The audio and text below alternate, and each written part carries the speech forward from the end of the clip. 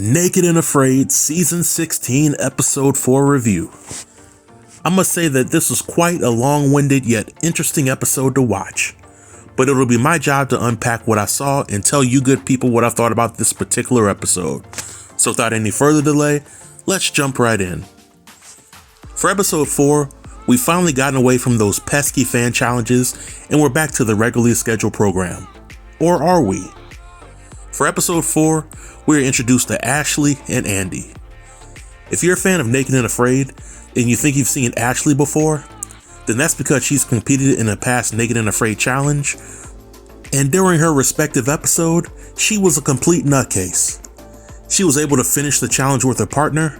However, Ashley was not very fond of the reception she received after her first appearance on Naked and Afraid. And this is because Ashley was known as the woman that not only sharded on herself, but she washed her dirty booty off in the same watering source that her and the partner had to drink from. So yeah, the backlash that Ashley got from her last appearance was completely justified, but she came back to the show to redeem herself. Now, one observation that I had when watching Ashley's intro was that Ashley never really said what new survival skills that she was bringing to the challenge, or what lessons she learned from the previous challenge, but that's neither here nor there. The second survivalist is Andy. Andy seemed like a very happy-go-lucky middle-aged guy, and while he was in the army, and he has experience serving as a firefighter and EMT, we never really get a good grasp on what specific survival skills that he brings to the challenge. But for the location of the challenge, it's Tobago, and just like in episode 3, which was also in Tobago, I expected the conditions of this challenge to be very wet, cold during the nighttime, and the bugs would attack the survivalists very early on. But Andy and Ashley finally meet, and the meeting went as expected. They hit it off pretty well, and they had some instant chemistry.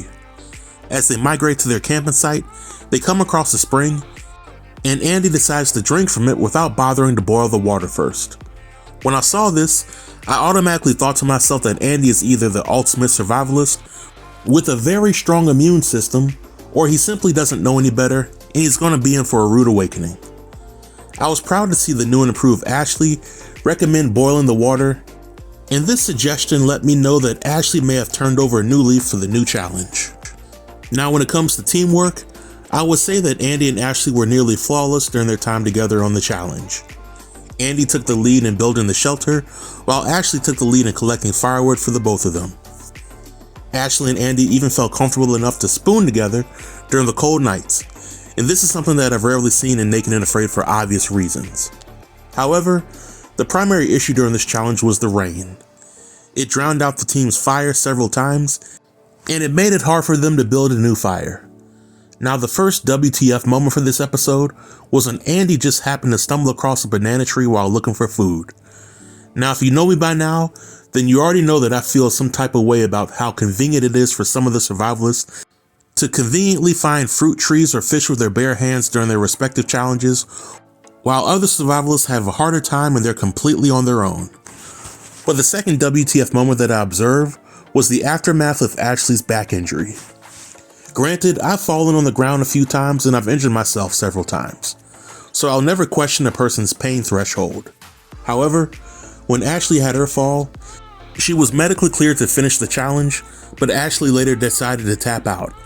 In my opinion, if Ashley really wanted to compete in the challenge, then she could have. But because she was missing her children, because of the lack of fire and food, it put a damper on her spirits. So she decided to cut her losses and get the hell out of the challenge. So when Ashley departs the challenge, it is all on Andy to finish the challenge by himself. And Andy doesn't disappoint. He turns out to be a Gary 2.0, and he essentially eats whatever he can to push to the end. And in my opinion, eating raw fish straight from the river, as well as worms that were freshly retrieved from the dirt and not even cleaned off, is another level of survival. So Andy makes it to the end of this challenge, and after watching this episode, I was impressed with how much Ashley has grown as a survivalist, but I do feel that she should give these challenges a rest and stay at home with the kids.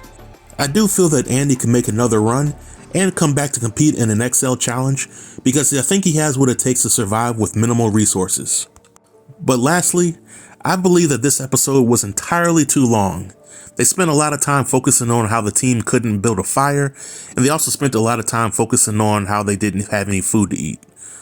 And in my opinion, this episode could have been chopped in half and it would still have the same effect. But this is the end of my review, and I would like to know what you all think. Please feel free to leave all comments below in the comment section, and I'll be sure to reply to everybody. Until next time, stay tuned and stay safe. Peace.